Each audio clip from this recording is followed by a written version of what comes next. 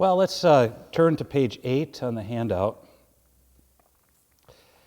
And maybe have to move a bit faster than we did before, because I want to get to this really interesting stuff that's coming up.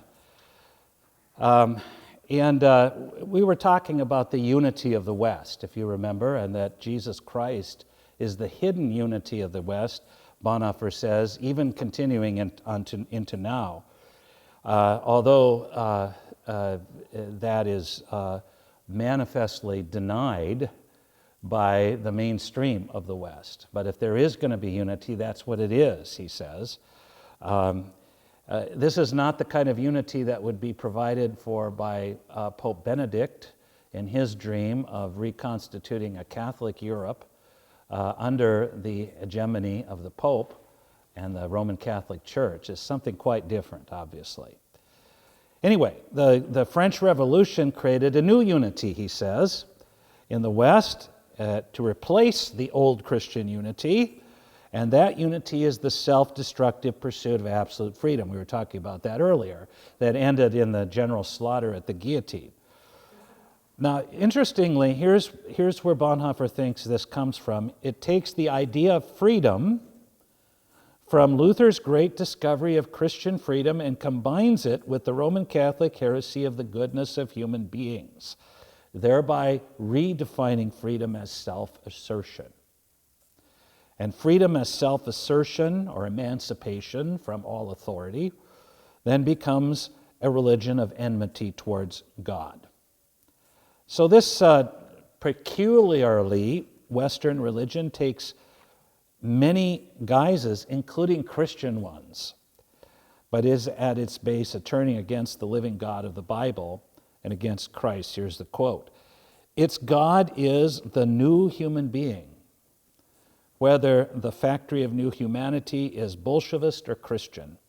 The fundamental difference from all paganism is that in the latter, gods are worshipped in human form, whereas here, the human being is worshipped in the form of God, and even of Jesus Christ. Think about that for a moment. The human being, God is not worshipped in human form, but the human being is worshipped as the form of God. So this is the form of hopeless godlessness. Do you think it's plausible that this hopeless godlessness, this new redefinition of freedom as sheer emancipation from authority, arose from a misunderstanding of Luther's teaching on Christian freedom combined with the Catholic failure to take human sin seriously? What would be the common thread between these two things?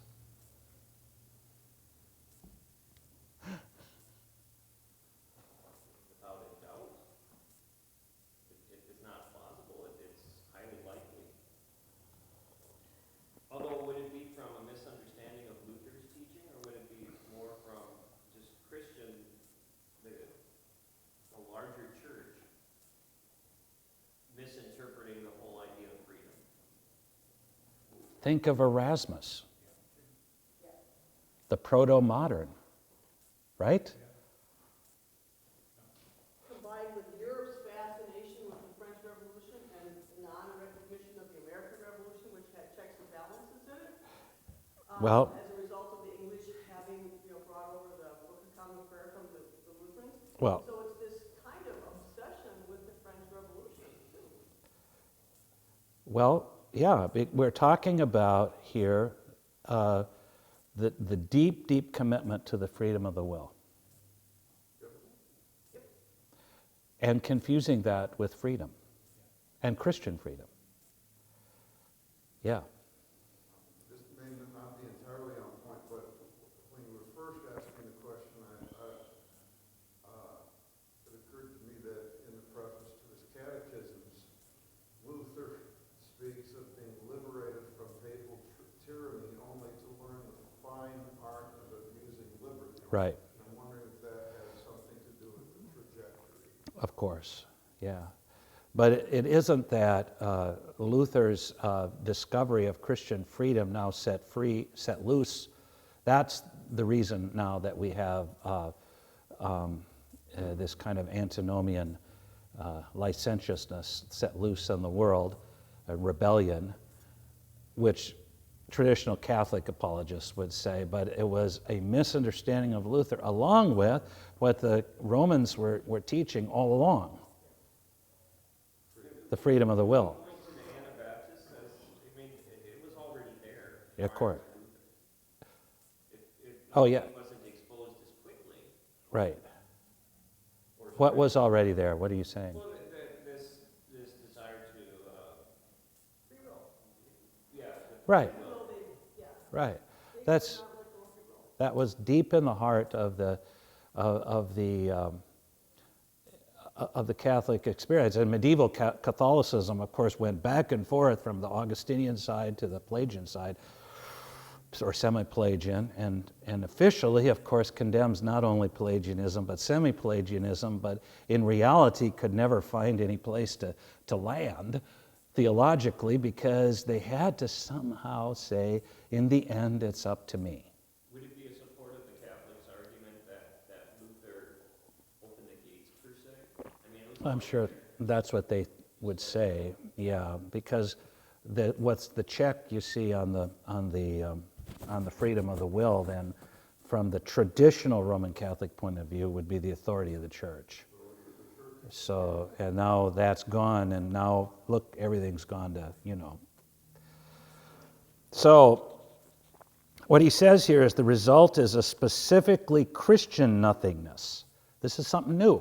A nothingness that is rebellious, violent, anti-God, and anti-human. Anti-God and anti-human, what is that?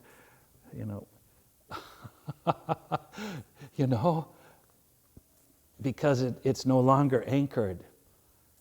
It consists in a rejection of the incarnation, of the revelation of Jesus Christ. That's why it's a specifically Christian nihilism, a nothingness. What makes all ideological movements so destructive, because the individual human being is almost invariably either seen as an obstruction or as a means to an end to be gotten rid of. But that's generally true, Ideal. John, but this is a more radical claim than that, because that would be generally true of humans and their sinfulness. But this is a radical claim that something new has appeared in the West as a result of the influence of the gospel, and specifically as a result of taking offense at the gospel, a specifically Christian nothingness that consists in a rejection of the offense of the gospel, of the incarnate, crucified, and risen one.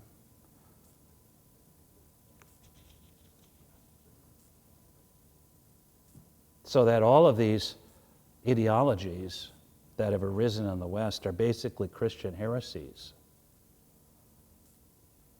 like Marxism and fascism and all the rest. Liberalism, too. I mean, in the broadest sense, all the things. Yes, their offense to the incarnate and incarnation, yeah. That's what he's saying. So here's a quote. Breaking away from all that is established, it is the utmost manifestation of all the forces opposed to God. It is nothingness as God. Remember, we don't worship anything unless it's nothingness. No one knows its goal or its measure. Its rule is absolute. It is a creative nothingness that blows its anti-God breath into all that exists, creates the illusion of waking it to new life, and at the same time sucks out its true essence until it soon disintegrates into an empty husk and is discarded. Life, history, family, people, language, faith, the list could go on forever, because nothingness spares nothing. Nothingness spares nothing. All fall victim to nothingness. Now there he is in the middle of Nazi Germany in World War II. You can see why he would say that. But just go on now, just listen, and listen with an ear toward our own context. Faced with the abyss of nothingness, the question about a historical heritage that we must make our own, use in the present, and pass on to the future is snuffed out. All of us are engaged in trying to do exactly that, but that's snuffed out now. There is no future and no past. Remember, there's no end and no beginning. All right? Because it's only the Word made flesh in the middle here that gives us an end and a beginning. So there's no end and there's no beginning, no future, no past. There remains only the present moment, rescued from nothingness and the desire to grasp the next moment. Already yesterday's concerns are consigned to forgetfulness, and tomorrows are too far away to obligate us today. The burden of yesterday is shaken off by glorifying shadowy times of old. And for the Nazis, that meant the pre-Christian Germanic past, which was all invention, of course, because nobody really knew anything about them or their culture, not much at all. The task for tomorrow is avoided by talking about the coming millennium. For the Nazis, of course, Thousand-Year Reich. Nothing is fixed and nothing holds us. The film vanishing from memory as soon as it ends symbolizes the profound amnesia of our time. Events of world historical significance, along with the most terrible crimes, leave no trace behind in the forgetful soul. Think about watching the evening news. One gambles with the future. Lotteries and gambling, which consume an inconceivable amount of money and often the daily bread of the worker, seek the improbable chance of luck in the future. Sound familiar? The loss of past and future leaves life vacillating between the most brutish enjoyment of the moment and adventurous risk-taking. Extreme. Everything, right? Yes. Every inner development, every process of slow maturing in personal and vocational life is abruptly broken off. Who becomes the master of anything yet? Whether it's, a master farmer or a master builder of some kind or a master musician. I mean, a few do, but not very, because that takes lifelong discipline. Who's got that anymore? It's all abruptly broken off. There's no personal destiny and therefore no personal dignity. Serious tension, inwardly necessary times of waiting are not endured. Think of the waiting they had to endure. The conspirators, and the tension. And where did they find the resources to deal with that? But he says, in general, it's not endured. This is evident in the domain of work as well as in erotic life. Sexual revolution. Lasting pain is more feared than death. That sounds familiar, doesn't it? The value of suffering as the forming of life through the threat of death is disregarded, even ridiculed. You have the right to die. Huh? The alternatives are health or death. What is quiet, lasting, and essential is discarded as worthless. To the question, what is left, there is only one answer: fear of nothingness. The most astonishing observation one makes today is that people surrender everything in the face of nothingness: their own judgment, their humanity, their neighbors. Where fear is exploited without scruple, there are no limits to what can be achieved. Obviously, he had that in front of his eyes at that moment when ordinary good people were doing the most horrendous things around him. Yeah. I'm astounded by this writing, and I see how this could be useful, especially with our young people of today, having this in a class. This doesn't have one nugget in it. It's a Right. pile of nuggets. I mean, Yeah. can you imagine high school students discussing this? Yes. Because it is so relevant today. Every piece of it It is. relevant to what's going on in today's society here in the United States. Yeah. Yeah. That's right. It just and this is the root of it. He is saying is this specifically Christian nothingness, specifically Christian in the sense that at its core it is offense at and rejection of the gospel of Jesus Christ. And is that similar to in the United States that 70% of people claim to be Christian, but the churches are attended by less than half of the people? Is that the same concept? Yeah, well, and I mean, there is that. I mean, the churches are full of people that are nihilists, really, whose lives are described here. So even more so. Even more so, yeah. This nothingness, yet I can claim to be Christian, but I don't know anything. Right, but this is my life. You know, moving from moment to moment, trying to grab what I can get, with the past vanishing and the future is no concern of mine, and living, hoping for luck, you know, buying the. Come down with a bad diagnosis, you know, that's going to cause me suffering. It's not worth it. Death, I choose death. Yeah, because you have no destiny, therefore you have no dignity. That's what he says here. So, and there's no sense in that suffering is part of our formation as human beings, you know. Yeah, it's amazing, isn't it? And of course, it was all so stark, and you know, in his context, and he could see it there.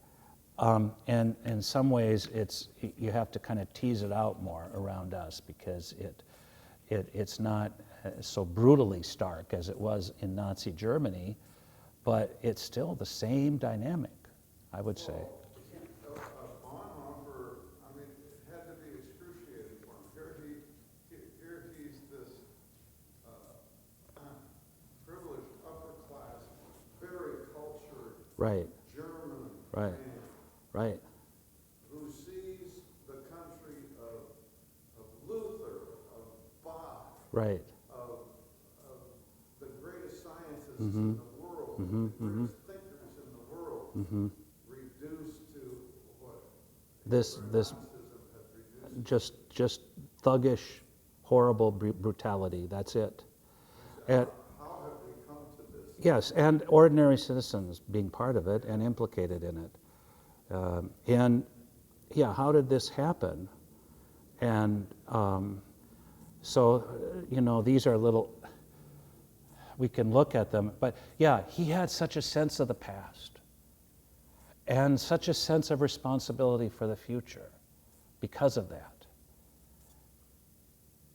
Well, that's what brought him back from America. Here Mhm. he refused to embrace the nothingness. He could have embraced it. He could have avoided the whole thing and stayed in America. Right. And he realized he couldn't do that. And his friends were really concerned. I mean, it was a genuine concern, and they really wanted to protect him. Yeah. And it was very distressing to them to see him go, although they understood. You know, Reinhold Niebuhr wrote quite a epitaph for him after his death about why he went, you know. But anyway, let's go on in the middle of page 10 now. Of course, the liberated reason of the West brought with it great triumphs in science and technology, which have brought great good to the world, yet the essence of Western science is mastery over nature, not service. Quote, a wholly new spirit has produced it, the spirit of violent subjection of nature to thinking and experimenting human beings. And when this spirit dies out, it will come to an end. What is the spirit, he says, is animating our science and technology? This spirit of mastery and domination over nature and other human beings. In the end, it becomes demonic. He makes an interesting observation here that the specifically Western nature of science and technology is seen by the fact that it has a completely different meaning when it migrates beyond the West. For example, in the Muslim world, technology is used in service to God and to build up the Muslim community. They have a completely different understanding.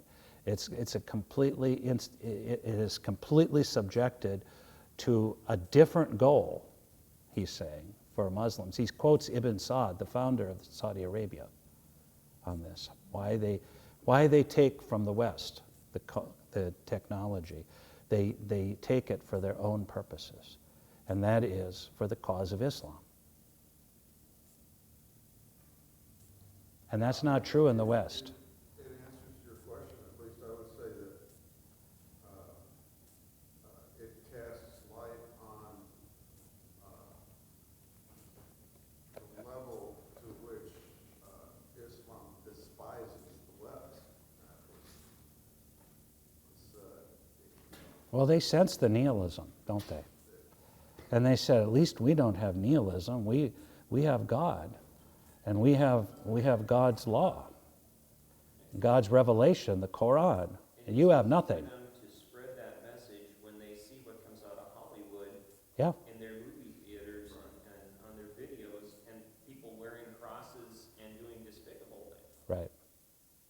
right, Because that's what I heard directly from the Muslims themselves, Right. at the lowest level. sure, of course. And then people are very scared, Muslims are very scared because this is very appealing to young people, that they're going to be enticed away, and that's going to be the end of Islamic society. And on the other hand, young people, Muslim young people, are drawn into it because the alternative is, well, where? Living on the margins of this nihilistic world where they don't have much of a chance of making any inroads. Part of the reason why Islam becomes very attractive in correctional institutions, because Americans who have lived in the depths of this nihilism then are confronted with an alternative. Right, and African American men Yeah, that's what who have been cast out into the, into this world where they're not, for lots of reasons, where they're not kind of domesticated into the family, and this at least provides something. Otherwise, it's utter nihilism. But it's the interesting thing that radical Islam then is this combination of 7th century Arab culture as enshrined as a supposed divine revelation, the Quran, and its interpretation, combined with a postmodern nihilism that they deploy strategically in order to impose that 7th century code on the world. It's very interesting. It's a strange combination. Now, whether they can deploy that without themselves being corrupted by it, that's another question. Well, it's struggle. Yeah, they have to struggle inwardly as well to avoid the temptation of the Western nihilism. Yeah. But we have to understand where this comes out of. It doesn't just come out of because they're awful people, or even just because Islam is an evil religion, but they are feeding off of this nihilism that lives at the center of the West. Well, that's the hopeless godlessness. Then there's a kind of promising godlessness, he says. The specifically Christian origin of Western godlessness means that there is also that it is also not without hope. Here's the quote: "One cannot simply identify Western godlessness with enmity toward the church. Rather, there is also, alongside what we have called a hopeless godlessness dressed up in religious Christian finery, a promising godlessness that expresses itself in anti-religious and anti-church groups." In other words, we shouldn't be surprised if the real hope is outside the church and doesn't look Christian, in fact, looks anti-Christian. This is the protest against pious godlessness insofar as that has spoiled the churches. It thus preserves in a sure though negative way the heritage of a genuine faith in God and of a genuine church. Luther's saying belongs here that God might rather hear the curses of the godless than the hallelujahs of the pious. a quote that Bonhoeffer repeated in his first seminar that he visited with Barth when he finally met him in 1931. And Barth was delighted. He thought that was great. I think this quote dovetails quite nicely with what we were struggling to express in the manifesto. Okay. Saying this needs to be the last statement. Yeah. Yeah, put that in your manifesto. Enough of this beggar stuff. Yeah. Yeah. Anyway, this is a judgment on the church, obviously, and on this godless piety that the church is full of. What might be going on here, I asked, with some of the people today who express open hostility to Christianity? Do you think there might be that kind of hopeful godlessness going on there?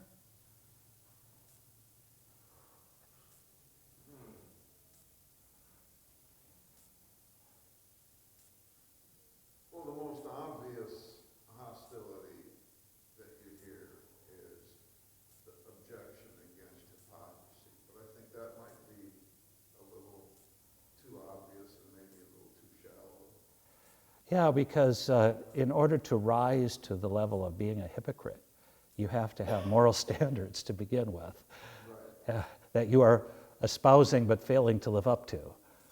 But But to put this into context, what is being said here is God wants the hypocrisy to change. So God would rather have the church change through the godless, pointing out the hypocrisy of the faithful. right, yeah. But that there are people that out there that are anti-Christian, anti-church, who are actually closer to the gospel than a lot of people in the church who are loudly proclaiming their adherence to Christ. Having to do with self-righteousness? Yeah. There's lots of obvious candidates if you look around the church. But probably that the best thing for us to do and the healthiest thing spiritually for us is to look at ourselves first and find out where, and we're going to get to this here, where the godless are calling us to repentance. But that comes later. Let's go on here. Bonhoeffer traces the history of this promising godlessness back to the 13th century. It has Christian roots, in contrast to the Renaissance and its classical roots. Church membership by itself tells us little about what is really going on with people. People who remain in the church are grasping at pious godlessness in order to avoid falling into the abyss, whereas some who leave the church may in fact be holding out in hope for a genuine faith in God and a genuine church.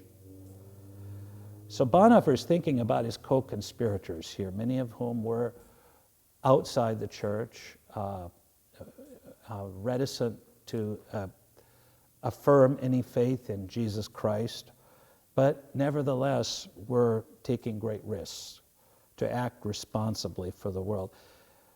He thought those people were closer to Christ than many of the people that were, sitting on pews in the church on Sunday morning. We're talking with John's cousin August, who was a pastor in Denmark. The effect of World War I upon people was, in the church, was huge. A lot of people who had been going to church stopped going to church. Right. And maybe made the comment yesterday too. I think there was a unique group of people in Europe, in Germany probably at that time, that had some Christian moral and some level of faith in them. And they've been so severely disappointed they weren't going to church. Right. And I mean, I think I went through a period of time, brief period of time like that after a divorce, and I can see that I didn't give up on God, but I gave up on the institutional church for a while because it was very complicated. I got back into it. I didn't find it good to be away, but it could be that this group of people were unique in that they did have a Christian experience, and that Maybe. but they weren't finding it in the church as Bonhoeffer was of that day. Yeah, well, what you were taking offense at is the church is the devil's chapel, which it always is, as well as the Church of Christ, as Tim has said here, or as you said in your paper. But what he was saying is that he was experiencing these people coming to him for counsel, and that they were eager to hear. And it's like they were seeking to come back home. And as I write here, Bonhoeffer in the Ethics is writing that these people now have to find their way back to the source of the justice, freedom, and culture they were fighting for, which is Jesus Christ. So, and also in that they are part of the restraining power, as he calls it, that limits the power of evil in this world. They also move closer to the real center of this world, who is Jesus Christ, and they're moving closer to the miracle of faith in him. Doesn't this really point to the foundation of faith that we instill in our young people? Because after confirmation, after high school, where they walk away from the church, Yeah. and the world starts making them question what the purpose of life is. Yeah. And if they don't have that foundation, Right. why would they start asking questions to the pastor? Right, but what they're going to go out is they're going to find from most of the people out there that in the secular world are going to say the opposite of what Bonhoeffer says here. They're going to say it's far from being the source of things like freedom and justice and culture. The church is the enemy of all these things. Now, this was the amazing thing for Bonhoeffer at that moment, because traditionally that's what enlightened culture had said. The church is the enemy of freedom. The church is the enemy of justice. The church is the oppressing power that we have to throw off.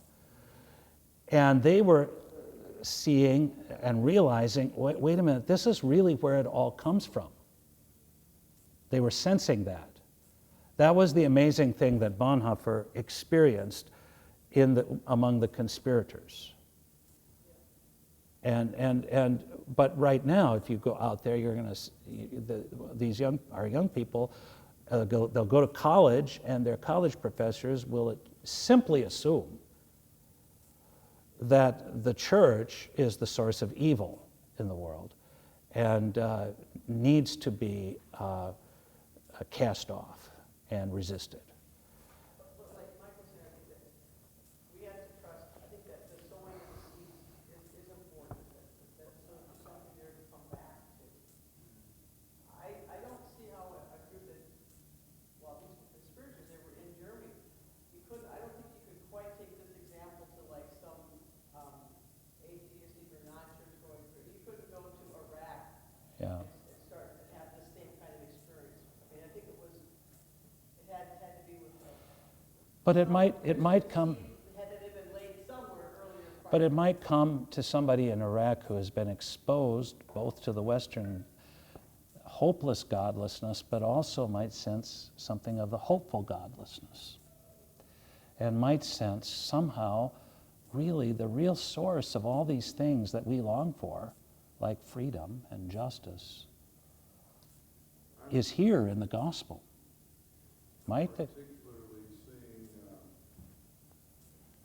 the ethics peeking through here, particularly. This is from the Ethics. This is from. Yeah, I'm quoting from. I'm seeing the distinction between the ultimate. And Right. the ultimate. Right.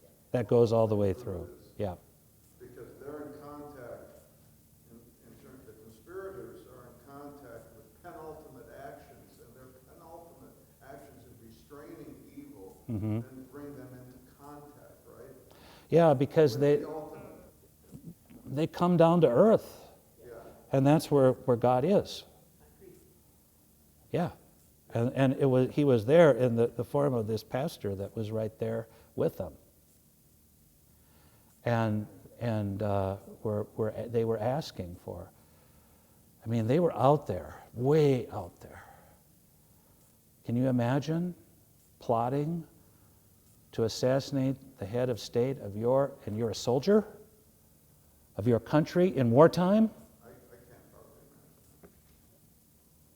Can't hardly. No. So here's a quote. The West is about to repudiate its historical heritage. It is becoming hostile to Christ. This is the unique situation of our time, and it is actual decay.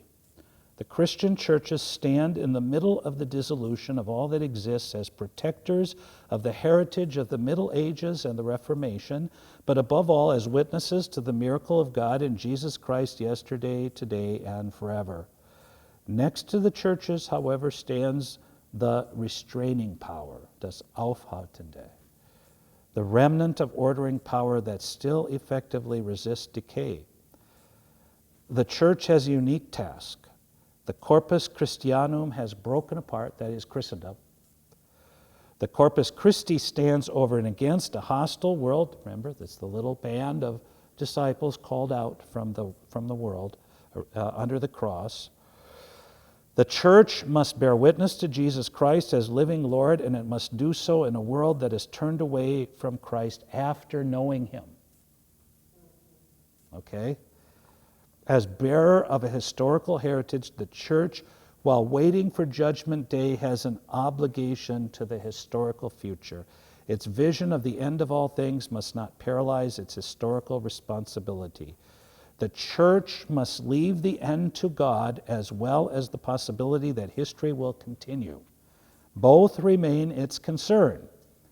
In sticking with its calling, that is, preaching the risen Jesus Christ, the church deals a deadly blow to the spirit of annihilation. The restraining power, the ordering force, however, sees the church as an ally, and all the elements of order that still remain seek to be near the church. Justice, truth, science, art, culture, humanity, freedom, and patriotism, after long wanderings, find their way back to their origin. The more the church holds